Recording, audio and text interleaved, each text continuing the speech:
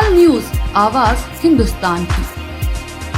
पहलगांव हमले को लेकर दिए गए विवादित बयान को लेकर लोक गायिका नेहा सिंह राठौर शनिवार देर शाम लखनऊ के हजरतगंज थाना पहुंची। वहीं आपको बता दें कि थाने पर बुलाए जाने पर नेहा सिंह ने अपनी नाराजगी जताई और सोशल मीडिया हैंडल एक्स से एक वीडियो जारी करते हुए नेहा ने पूछा, क्या आप जानते हैं कि मुझे क्यों बुलाया गया था? मैंने कोई चोरी नहीं की, बल्कि देश के पीएम से 4 सवाल किए थे। नेहा कहती है कि कानून के हाथ बहुत लंबे होते हैं, लेकिन वो असली गुनहगारों तक नहीं पहुंचते। हालांकि नेहा राठौर ने कहा कि ऐसे लोग जो देश में बेरोजगारी और महंगाई पर सवाल करते हैं और उन्हें देशद्रोही घोषित किया जाना चाहिए। इतना ही नहीं, नेहा ने यह भी कहा कि मुझे इस अपराध के लिए सजाए मौत मिलनी चाहिए। कल मैं जिंदगी में पहली बार कोतवाली गई और पहली बार पुलिस को कोतवाली के अंदर देखा। मुझे अजीब लगा और मैं घूमने नहीं गई थी, मुझे तो पुलिस ने नोटिस दिया बुलाने के लिए। दरअसल नेहा सिंह राठौर ने बताया कि नोटिस मिलने के बाद वो खुद हजरतगंज थाने में बयान देने के लिए गई थी। उनके खिलाफ हजरतगंज कोतवाली में एफआईआर दर्ज है।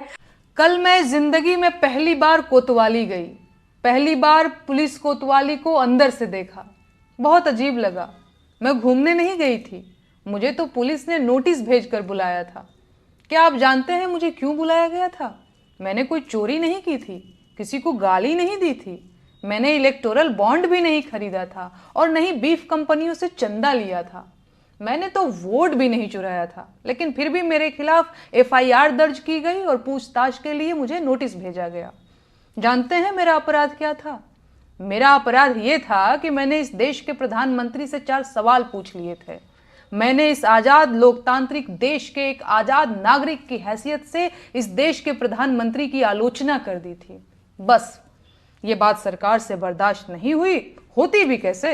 एक किसान परिवार की मामूली लड़की की इतनी हिम्मत कि वो प्रधानमंत्री से सवाल पूछ ले, औकात क्या है इसकी? तो बस भाई, मुझे मेरी औकात याद दिलाने के लिए नोटिस भेजकर थाने बुला लिया गया और मैं गई भी। क्या करती? कानून के हाथ बहुत लंबे होते हैं, बस वो अंकिता भंडारी के असली गुनहगारों तक नहीं पहुंचते और स्पेशल सर्विस मांगने वाले भाजपा के वीआईपी भी उससे बच जाते हैं। कानून के ये लंबे हाथ इंदौर में गंदे पानी से हुई मौतों के जिम्मेदारों तक भी नहीं पहुंचते।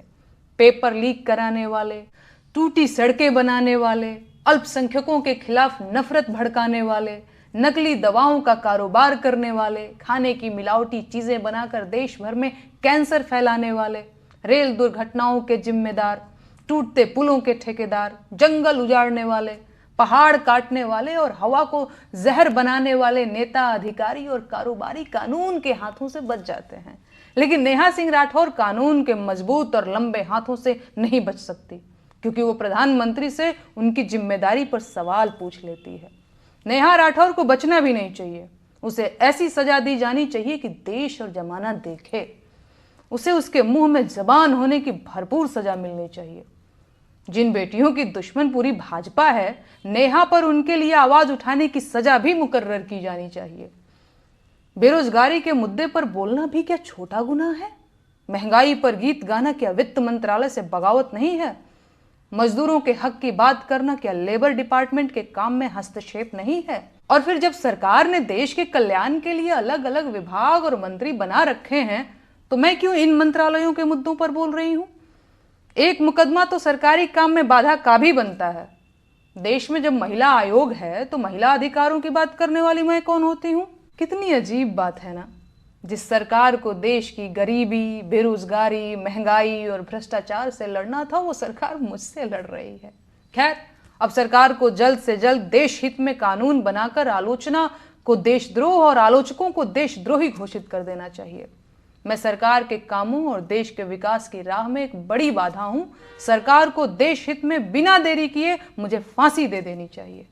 ये एफआईआर पहलगांव हमले पर किए गए कथित आपत्तिजनक बयान से जुड़ी है। नेहा सिंह राठौर के पति हिमांशु सिंह भी उनके साथ थाने पहुंचे थे। हिमांशु सिंह ने कहा कि वह लोग अपनी कैब बुक करके खुद थाने गए। उन्होंने साफ किया कि हिरासत जैसी कोई बात नहीं है, वह केवल पुलिस से बातचीत करने पहुंचे हैं। उन्होंने ये भी कहा कि पुलिस से सहयोग किया जा रहा है और किसी भी तरह की जबरदस्ती या दबाव की स्थिति नहीं है। मैं जांच में सहयोग हेतु यहाँ पर आई हुई, मुझे अरेस्ट नहीं किया गया है। जो नोटिस दी गई थी कि यहाँ पर आप रात को आई हैं बयान के लिए, क्या बयान आपके दर्ज किए गए? नहीं, अभी बयान दर्ज करने के लिए मैं जा रही हूँ। अगर आप लोग रास्ता छोड़ेंगे तो मैं जा पाऊंगी। क्या पुलिस ने कुछ बताया कि अभी